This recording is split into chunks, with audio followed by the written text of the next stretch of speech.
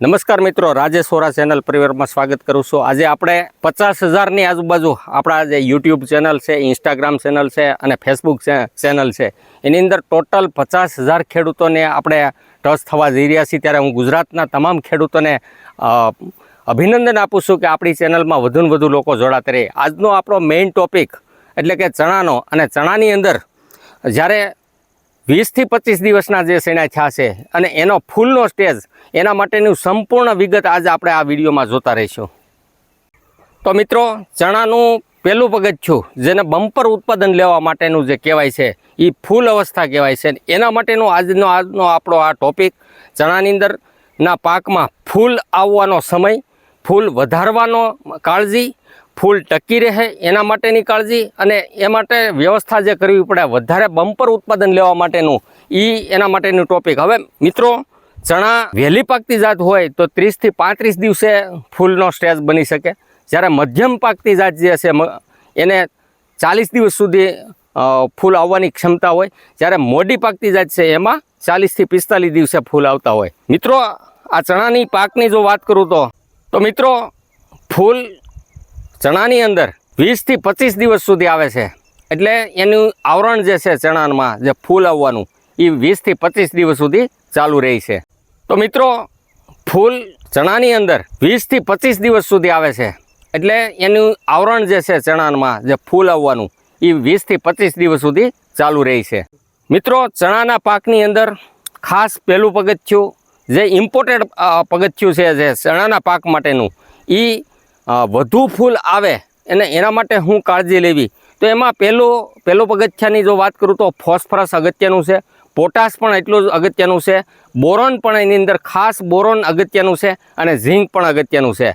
આ જે 3-4 મેં વસ્તુ જે કીધી, ફોસ્ફરસ, પોટાશ, બોરોન અને ઝીંક, આ 4 વસ્તુ મેઇન રહી છે। એમાં હવે જે આપણે વાત કરવી છે, આ ચણા દેખાય છે એ 20 દિવસની અંદર આને પહેલો રાઉન્ડ જે ફૂલની વધારે ક્ષમતા લાવવા માટે એમાં કઈ રીતની કાળજી લેવી, તો 0-52-34 આપણે જે દ્રાવ્ય ખાતરનો ગ્રેડ આવે છે 0-52-34, એ એક પંપની અંદર એટલે કે 15 લીટરના પંપની અંદર એને તમે 100 ગ્રામ એડ કરવાનું, સાથે બોરોન 20% બોરોન જે આવે છે એ 30 ગ્રામ એડ કરવાનું છે। હવે બોરોનની અંદર તો મિત્રો, બોરોન આપણે જે વાત કરી 52-34ની વાત કરી, બોરોન 20%, એની જે થોડીક વચ્ચે વાત કરી દઉં તો બોરોન અત્યારે માર્કેટની અંદર ઘણી બધી જાતના મોલિક્યુલમાં સ્વરૂપમાં મળે છે। એમાંનું એગ્રીકોન ન્યુટ્રીટેક કંપનીનું અને BSC ફોર્મ્યુલેશન વાળું એટલે કે સિલેટેડ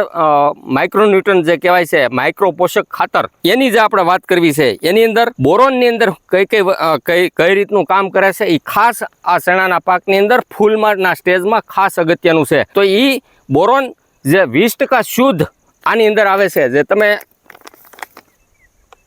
BCS ફોર્મ્યુલેશન વાળું જે સિલેટેડ ફોર્મમાં આવે છે, અને એ વાપરવાથી છોડ દ્વારા ઝડપી અને સંપૂર્ણ શોષણ થાય છે। આ પેકેટમાંથી જમીન અને પાન બંનેની અસરકારક કામ કરે છે। જમીન અને પાન ઉપર સ્પ્રે કરવા બંનેમાં અસરકારક છે। બોરોનની ઉણપ છે ને એ જલ્દી આમાંથી પૂરી કરે છે।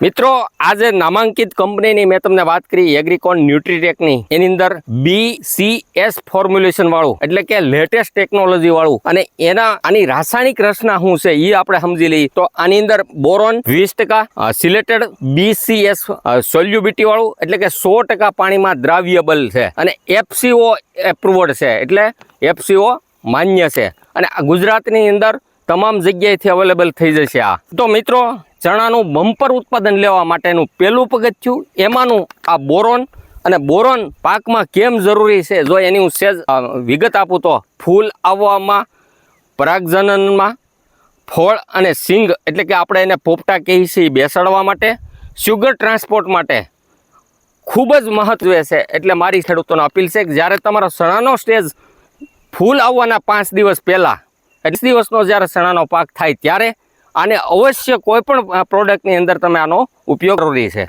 તો મિત્રો, બોરોનની વાપરવાની કયા પાકમાં વાપરી શકાય, તો દાળના તમામ પાક એટલે કે ચણા, તુવેર, મગ, અડદ વગેરે, એવી જ રીતે તેલીબિયા પાક, એમાં મગફળી, તલ, સરસો એ પણ આવી જાય। એવી જ રીતે શાકભાજીનો બેલ્ટ હોય અને શાકભાજીના પાકમાં દાખલા કે ટમેટા, ડુંગળી, ભીંડા, મરચાં વગેરે ફળ પાક તમામ એની અંદર પણ વાપરી શકાય. મસાલા પાક જે કહેવાય છે જીરું, એની અંદર પણ વાપરી શકાય છે. મિત્રો, આજે આપણે વાત કરી 05234 બોરોનની વાત કરી. એમાં એક સાથે એક ખાસ અગત્યનો રોલ જે ભજવે છે, જેને ઝીંક કહેવામાં આવે છે, અને ઝીંક SDP ફોર્મ્યુલેશનમાં 17% આવે છે. અને ભારતની અંદર નામાંકિત કંપની જે છે એગ્રોસ્ટારનું જે આવે છે, અથવા તો કોઈ પણ સારી કંપનીનું તમે લઈ શકો છો. હવે આ ઝીંક SDP ખાસ જરૂર છે, કારણ કે ચણાના પાકની અંદર ઝીંકની પણ ખાસ જરૂરિયાત રહે છે. અને ઝીંક એક પંપની અંદર 30 ગ્રામ જેટલું નાખીને આપણે આનો સ્પ્રે કરી શકીએ છીએ. તો મિત્રો, ચણાનો પહેલો તબક્કો અને આવનાર સમયમાં આની પછીનો જે સ્ટેજ છે તબક્કો 2 કરીને ચણાનો આપણે આપશું, એ જુદો રહેશે. આપણે તબક્કો 1 એટલે કે જે ચણાનું વાવેતર થઈ ગયા પછી, ઉગી ગયા પછી 20 થી 25 દિવસે પહેલો તબક્કો જે આપણે કરવાનો છે એની જ આપણે ચર્ચા કરીશું. હવે આજે મેં તમને વાત કરી એ એક ખોરાક છે. આની અંદર જંતુનાશક દવા, ઇન્સેક્ટિસાઇડ, પેસ્ટિસાઇડ કે એવું કોઈ વસ્તુ નથી, ફંગીસાઇડ. આજે વાત કરી છે એ તમામ વસ્તુ આપણે જે પોષક તત્વોની જેને જરૂર પડે છે જમીનમાંથી આપી શકીએ અને ઉપરથી પણ આપી શકીએ છીએ, એની તમને ચર્ચા કરી. સાથે સાથે આ સમયગાળાની અંદર ભેજનું સંચાલન જે એ ખાસ અગત્યનું છે. અને એ ફૂલ આવતી અવસ્થામાં હળવું પિત્ત ખૂબ જરૂરી છે. એટલે પાણીનો તણાવ હોય તો ફૂલ ઝરી જવાની ક્ષમતા પણ વધી જાય છે. એટલે એક ખાસ હળવું પિત્તની પણ એમાં ખાસ જરૂર રહે છે. જ્યારે બીજી વસ્તુ જો વાત કરું તો જમીનને દાખલા કે આપણે જમીનમાં પિયત આપીએ છીએ, અને પિયત આપ્યા પછી એકદમ સૂકા જેવું થઈ જાય, રેણિયા જેવું થઈ જાય, એવી જમીનમાં પણ હળવું પિયતની જરૂર રહે છે. મિત્રો, શિયાળાની સિઝન હોય, અતિશય ગરમી પડવી, અતિશય ઠંડી પડવી, ત્યારે આપણો જે પાક છે એ સ્ટ્રેસમાં જતો રહે છે. અને સ્ટ્રેસમાં જતો રહે છે એટલે આપણને ઓછામાં ઓછું ઉત્પાદન 20 થી 25% આપણું ડાઉન જતું હોય છે. જ્યારે એને CVD એક્સ્ટ્રેક્ટ કહેવાય છે, સ્વાલ UPL, જે ભારતની બ્રાન્ડેડ કંપની જે સ્વાલ UPL છે, એનું બાયોક્લાસિક કરીને જે આવે છે એ ફક્ત 2 મિલી 1 લીટર પંપની અંદર, એટલે કે પંપે 30 ml જ વાપરવાનું હોય છે. જે ભારતની બ્રાન્ડેડ કંપની છે. અને આ એનો રોલ આની અંદર શું છે, જો સ્ટ્રેસમાં જ્યારે ચણાનો પાક જતો રહેતો હોય ત્યારે આ વસ્તુ પણ ખાસ જરૂરી છે. એટલે મારી ગુજરાતના ખેડૂતોને અપીલ છે કે જ્યારે તમે આનો ઉપયોગ કરતા હોય ત્યારે આ વસ્તુ પણ એમાં એડ કરી દેવી તો વધુ સારું રહેશે.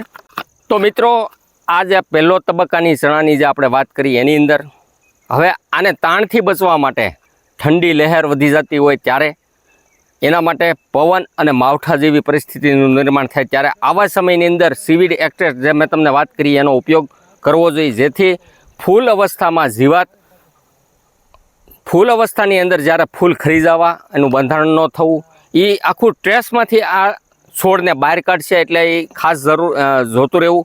બીજું, ફૂલ આવવાના અવસ્થા દરમિયાન રોગ જીવાતનું પણ ખાસ ચેક કરતું રહેવું પડે. એટલે રોગથી બચવા માટે એમાં જો થ્રિપ્સ આવતી હોય અથવા તો પોડ બોરર જે કહેવાય છે એ આવતું હોય તો એની પણ આપણે કાળજી લેવી પડે.